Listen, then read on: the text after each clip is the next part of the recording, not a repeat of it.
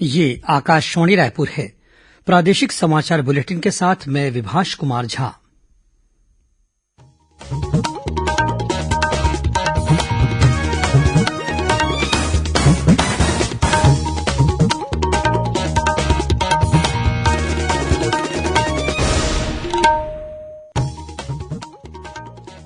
और अब पेश है आज के मुख्य समाचार।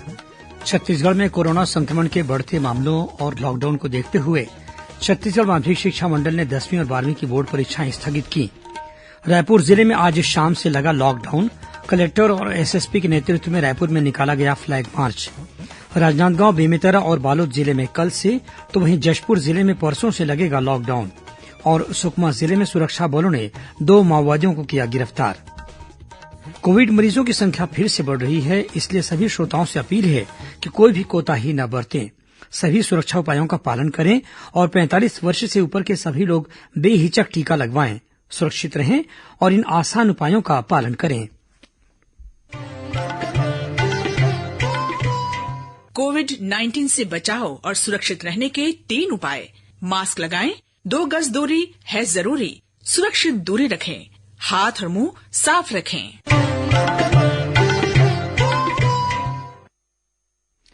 और अब समाचार विस्तार से। छत्तीसगढ़ में कोरोना संक्रमण के बढ़ते मामलों और लॉकडाउन को देखते हुए छत्तीसगढ़ माध्यमिक शिक्षा मंडल ने 10वीं और 12वीं की बोर्ड परीक्षाएं स्थगित कर दी हैं। स्थिति सामान्य होने के बाद इन परीक्षाओं की नई तिथि घोषित की जाएगी। इस बीच राज्य सरकार ने तय किया है कि निजी अस्पतालों में कोरोना संक्रमण की जांच और इलाज की दरें तय की जाएंगी। इसी तरह रेमडेसिविर इंजेक्शन की दरें भी निर्धारित की जाएंगी। प्रदेश के एयरपोर्ट और रेलवे स्टेशनों में कोरोना संक्रमित मरीजों की पहचान के लिए आरटी-पीसीआर टेस्ट की सुविधा स्थापित की जाएगी।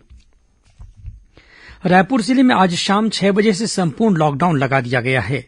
लॉकडाउन को प्रभावी तरीके से अमल में लाने के लिए आज शाम जिले के कलेक्टर और वरिष्ठ पुलिस अधीक्षक के नेतृत्व में राजधानी के मुख्य मार्गों पर फ्लैग मार्च किया गया। 19 अप्रैल की सुबह तक चलने वाले लॉकडाउन के दौरान जिले की सीमाओं को सील कर दिया गया है।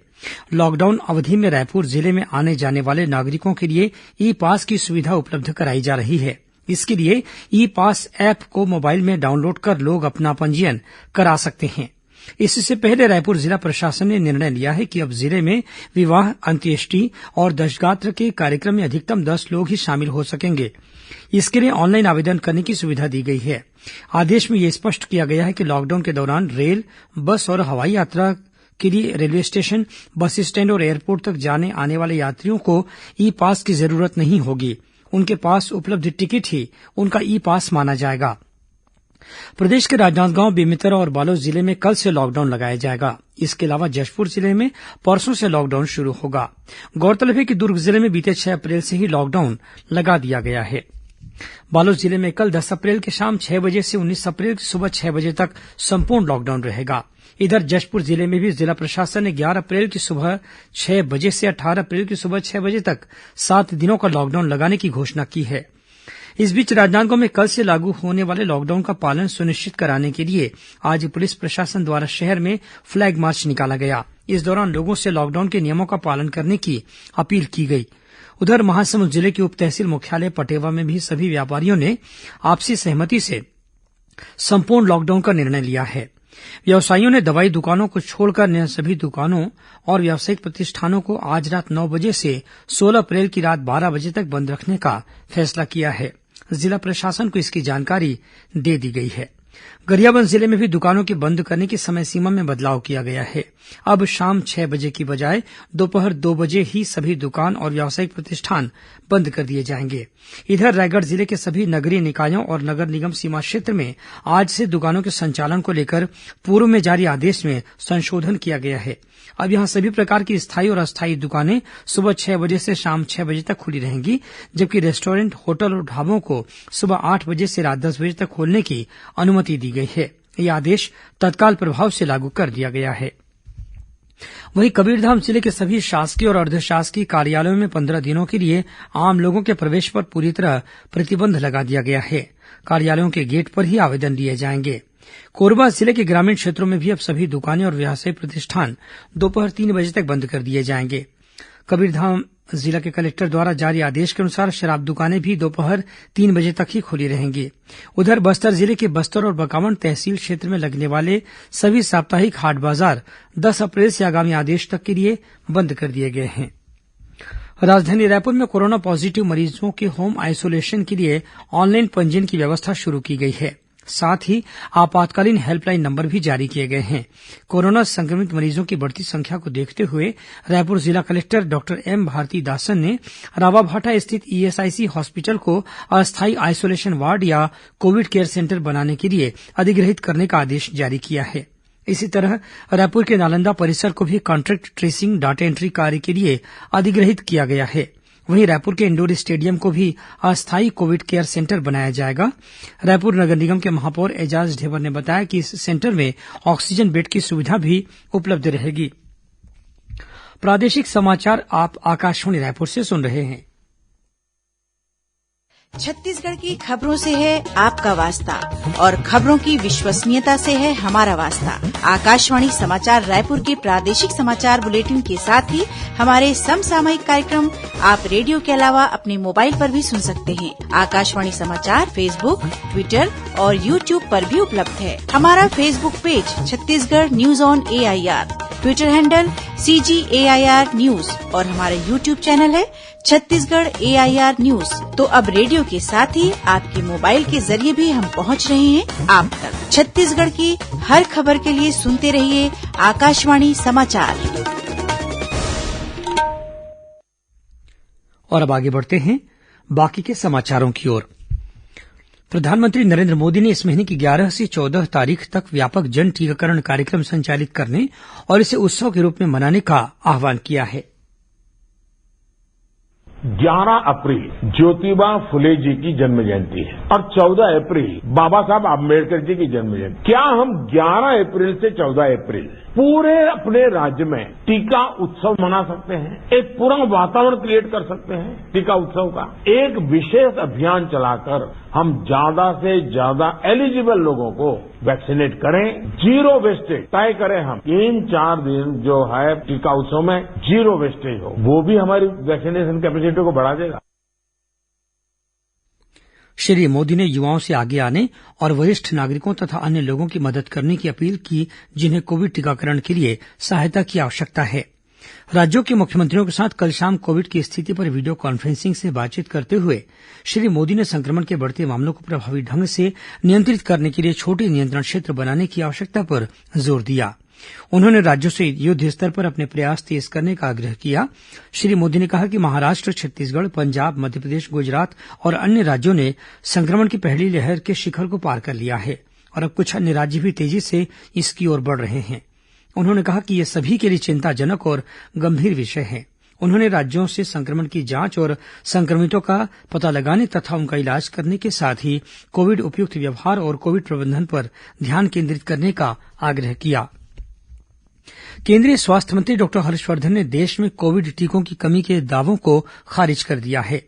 उन्होंने कहा कि केंद्र सरकार स्थिति पर लगातार नजर रखे हुए है और राज्यों तथा केंद्र शासित प्रदेशों को कोविड टीकों की सप्लाई बढ़ाई जा रही है। इधर छत्तीसगढ़ में अब तक 37 लाख से अधिक लोगों को कोरोना की वैक्सीन लगाई जा चुकी है। इस बीच मुख्यमंत्री भूपेश बघेल ने आज रायपुर के पंडित जवाहरलाल नेहरू स्मृति चिकित्सा महाविद्यालय में कोरोना वैक्सीन का पहला डोज लिया। मुख्यमंत्री ने आज से रायपुर नगर निगम क्षेत्र में रोको और टोको अभियान का भी शुभारंभ किया। इस अभियान के तहत कोरोना संक्रमण से बचाव के उपायों की जानकारी देने के लिए 600 वॉलंटियर घर घर जाएंगे। साथ ही लोगों को कोरोना का टीका लगाने के लिए प्रेरित भी किया जाएगा। वहीं गृह मंत्री ताम्रध्वज साहू ने भी आज अपनी पत्नी के साथ रायपुर मेडिकल कॉलेज पहुंचकर कोविड का पहला टीका लगवाया। राज्य में टीकाकरण के लिए लोगों को प्रेरित करने के लिए प्रमुख लोगों के साथ साथ विभिन्न समाजों के महत्वपूर्ण व्यक्ति भी टीकाकरण के लिए अपील कर रहे हैं।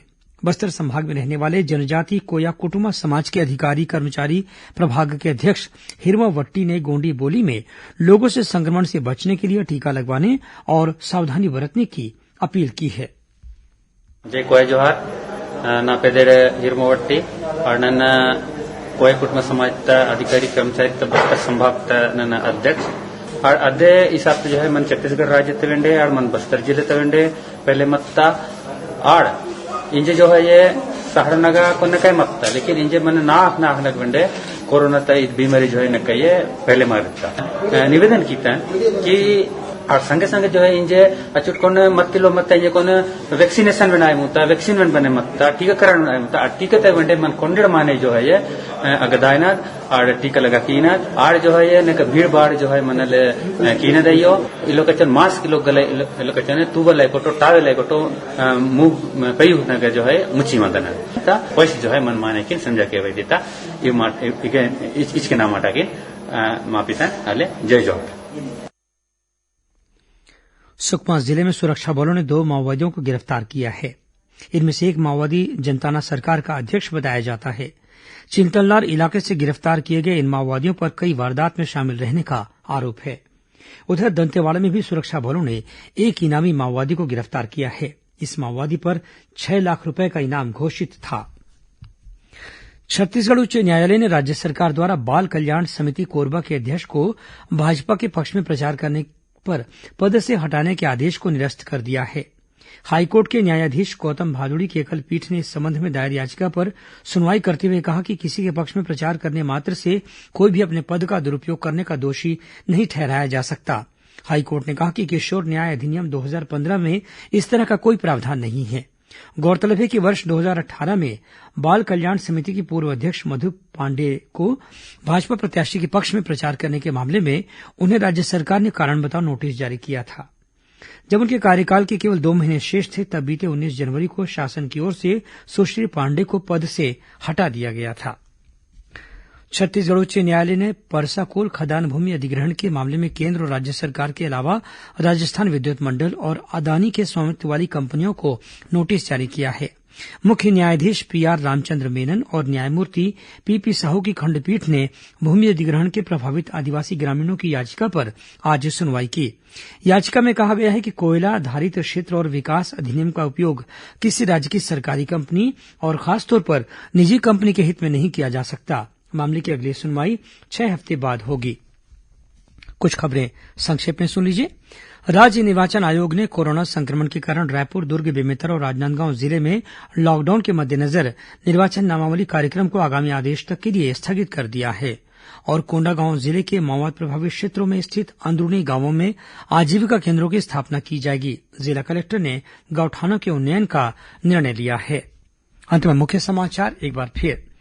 छत्तीसगढ़ में कोरोना संक्रमण के बढ़ते मामलों और लॉकडाउन को देखते हुए छत्तीसगढ़ माध्यमिक शिक्षा मंडल ने 10वीं और 12वीं की बोर्ड परीक्षाएं स्थगित की। रायपुर जिले में आज शाम से लगा लॉकडाउन। कलेक्टर और एसएसपी के नेतृत्व में रायपुर में निकाला गया फ्लैग मार्च।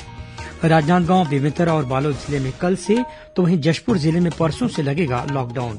और सुकमा जिले में सुरक्षा बलों ने 2 माओवादियों को किया गिरफ्तार। इसी के साथ प्रादेशिक समाचार बुलेटिन समाप्त हुआ। नमस्कार।